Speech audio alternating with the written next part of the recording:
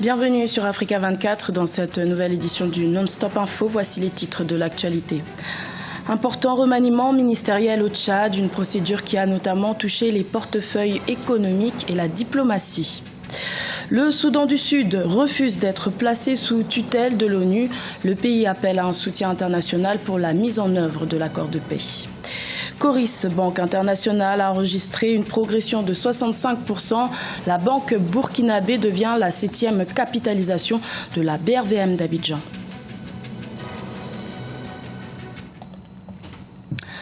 Le Tchad a un nouveau gouvernement depuis le 5 février. Un remaniement ministériel a été effectué après le départ de plusieurs ministres, dont celui du chef de la diplomatie, Moussa Faki Mahamat, désormais président de la Commission de l'Union africaine. Reportage de notre correspondant au Tchad, Mahamat Ramadan. Tchad a un nouveau gouvernement depuis ce dimanche 5 février 2017. Un vaste remaniement a été opéré suite à la démission de l'ex-ministre des Affaires étrangères Moussa Faki Mahamat, élu à la présidence de la Commission de l'Union africaine, et de limogeage de l'ex-ministre des Finances et du Budget Mboko Seli et celui des Mines et de la Géologie Ngomdigay Lomé. Au total, 8 nouveaux entrants dans le nouveau gouvernement, dont le célèbre cinéaste Mohamed Saleh Haroun au ministère du Développement touristique et de l'Artisanat et le professeur Ahmad Mohamed Hassan au ministère de la Justice. L'ambassadeur du Tchad en France, Brahim Hissène Taha, prend la tête de la diplomatie tchadienne. Ce n'est que logique, la mesure où 3 membres du gouvernement, et pas de moindres, qui quittent le navire gouvernemental, c'est les finances, c'est le ministère des Affaires étrangères, c'est le ministre de la Géologie. Donc ce sont des postes clés. Pour moi, le remaniement s'impose. Maintenant, il ne reste que je dise à ces femmes et à ces hommes, bon vent. Pour l'opposition et la société civile, le nouveau remaniement du gouvernement ne reflète pas la situation socio-économique difficile que traverse le pays. Compte tenu des tensions de trésorerie, le nombre de départements ministériels aurait dû être revu à la baisse pour éviter des dépenses publiques, disent-elles. La population et nous tous, nous attendons à un remaniement. C'est une très bonne chose. Mais nous pensons, compte tenu de la tension de trésorerie par rapport aux réformes engagées par le gouvernement, nous pensons que le nombre de membres du gouvernement sera quand même un peu réduit. Comme vous le savez, aujourd'hui, il y a un problème de trésorerie qui se pose. Et aujourd'hui, 38 ministres, c'est-à-dire qu'avec leur fonctionnement, ça posera vraiment de problèmes. Nous, au niveau de la société civile, nous pensons que s'il y a eu au moins 25 ministres, ce serait aussi au moins une économie de nos trésors. Rappelons que le Premier ministre Albert Pahimi Patagé a été reconduit pour la 3e fois à la tête du gouvernement. La configuration et la dénomination des postes n'ont pas subi de grands changements. Il est composé de 38 membres, dont 28 ministres et 10 secrétaires d'État, comme le précédent gouvernement. Le gouvernement sud-soudanais de Salva Kiir refuse d'être placé sous tutelle de l'ONU. Malgré la guerre civile qui ravage le pays depuis 2013, le Soudan du Sud appelle plutôt à un soutien international pour la mise en œuvre de l'accord de paix d'août 2015. Maria Madramé. Le Soudan du Sud est plus que jamais déterminé à résoudre seul sa crise. Après un premier refus en août 2016, ce dimanche 5 février 2017, le plus jeune État d'Afrique a une nouvelle fois rejeté l'idée d'être placé sous tutelle des Nations Unies. C'est notre droit, c'est notre pays, nous avons lutté pour cela, nous avons obtenu l'indépendance par le référendum. Le peuple du Soudan du Sud a décidé pour son pays, alors personne d'autre n'est meilleur que le peuple du Soudan du Sud. Valider l'accord des Nations Unies revient à placer le pays sous sa gouvernance pendant une période déterminée. Outre son rejet, le gouvernement sud-soudanais appelle la communauté internationale à soutenir la mise en œuvre de l'accord de paix négocié par l'Union africaine au détriment d'un régime de tutelle externe qualifié d'ingérence selon certains experts. Les Sud-Soudanais, fiers tels qu'ils sont, donc ils refusent, n'est-ce pas, une pareille idée, et ils voient que de la sorte on ne veut pas accepter qu'ils sont capables de gérer leur pays eux-mêmes alors qu'il vient de faire la séparation, enfin la sécession de Soudan du Nord. Donc du coup, voilà, il y a un petit complexe par rapport à ça. C'est-à-dire qu'ils considèrent ça comme une ingérence étrangère alors qu'ils viennent juste d'être un État souverain Indépendant depuis 2011, le Soudan du Sud est plongé dans une grave crise depuis 2013. Des combats qui opposent les forces loyales au président Salva Kiir à celles de son ex-vice-président Riek Machar et qui ont fait des milliers de victimes humaines et des millions de déplacés. Au Sénégal, l'opposition a presque disparu de la classe politique. Certains citoyens reprochent à l'opposition de ne pas jouer son rôle de régulateur de la politique du gouvernement, à l'exemple du PDS, parti de l'ancien président Abdoulaye Wade, qui a perdu de son influence. Ibrahima Djoumaba. Depuis quelques années, l'opposition sénégalaise est plongée dans une crise de leadership. Après sa perte du pouvoir en 2012, le Parti démocratique sénégalais ne compte que 9 députés à l'Assemblée nationale, ce qui, aux yeux de certains observateurs, ne suffit pas pour contrecarrer la majorité présidentielle. L'opposition aujourd'hui est très faible, très faible.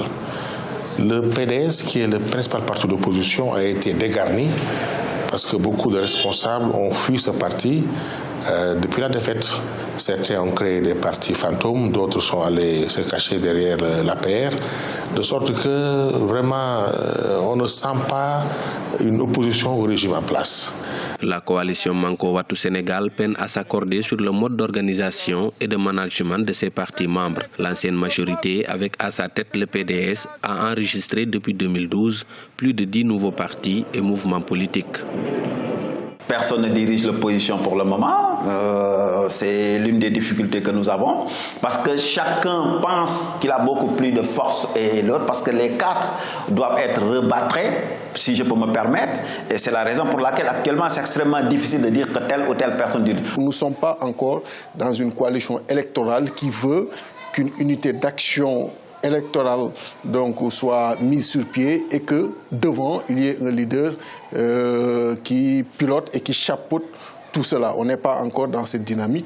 Aujourd'hui, c'est une coalition constituée de partis d'opposition et à la tête de chaque parti un leader. Donc cette question, comme vous l'abordez présentement, ne se pose pas à notre niveau.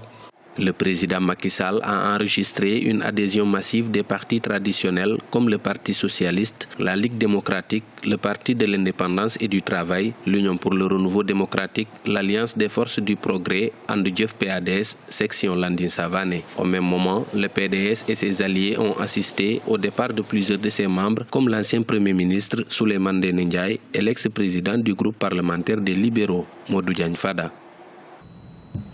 La banque burkinabé Coris Banque Internationale a enregistré une hausse record de la capitalisation à la BRVM d'Abidjan. Avec une progression de 65%, elle devient la 7e plus grande capitalisation de la BRVM. Plus de détails avec Birama Sonera. Coté à la Bourse régionale des valeurs mobilières d'Abidjan le 23 décembre 2016, Coris Banque Internationale enregistre une progression boursière. Au 31 décembre 2016, elle a affiché une capitalisation boursière de 269 milliards de francs CFA, soit une hausse de 65%. La banque d'origine burkinabé s'est ainsi hissée au rang de la 7e plus grande capitalisation de la BRVM. Entre la date de cotation le 23 décembre 2016 et le 31 janvier 2017, l'action est passée de 30 000 à 49 500 francs CFA.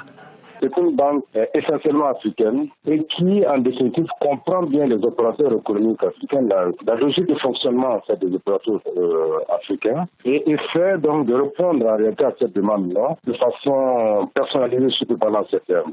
Et ça fait qu'effectivement, dans ces conditions-là, il y a une clientèle relativement développée, il attire beaucoup plus d'opérateurs de notre sous-région, ce qui peut expliquer effectivement les performances que les banques ont pu réaliser ces dernières années.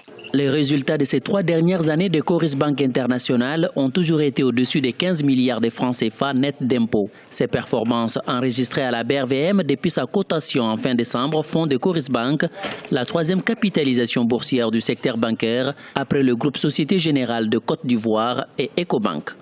C'est une banque qui travaille pour ces opérateurs-là, qui les comprend et qui est beaucoup plus ouvert, qui donne plus de facilité à ces opérateurs par rapport aux autres banques. Donc le mode opératoire est beaucoup plus complexe. Fait qu'effectivement, elle a un avantage comparatif. Fondée en 2008 au Burkina Faso, Coris Banque Internationale poursuit sa stratégie de croissance en Afrique de l'Ouest. Elle est déjà implantée dans plusieurs pays de la sous-région, notamment au Mali, en Côte d'Ivoire, au Bénin et au Sénégal. Retour au domicile pour les Lions indomptables du Cameroun. Les vainqueurs de la CAN 2017 ont atterri ce lundi 6 février à Yaoundé. Les supporters camerounais sont venus massivement les féliciter et célébrer la 5e Coupe d'Afrique de football de leur histoire. Écoutez quelques réactions de supporters au micro de Gaël Onana. Je crois qu'ils ont plutôt fait clair jouer.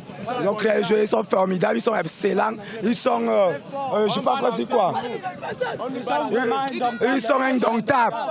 Ils sont patriotes. Ils sont patriotes. Ils se sont battus pour le pays. J'aime le football et je supporte les Lions depuis. Et c'est pour ça qu'il y avait tricoté la tenue que vous voyez avec le trophée. Et le trophée s'y attend. Le trophée qui arrive à Nord, ça se marie une fois. Et on attend la CAN 2019, ça serait le feu, ça doit toujours rester au pays. Ce journal a été réalisé par l'ensemble de la rédaction. Merci de votre fidélité. Retrouvez dans un instant une nouvelle édition de l'information sur Africa 24.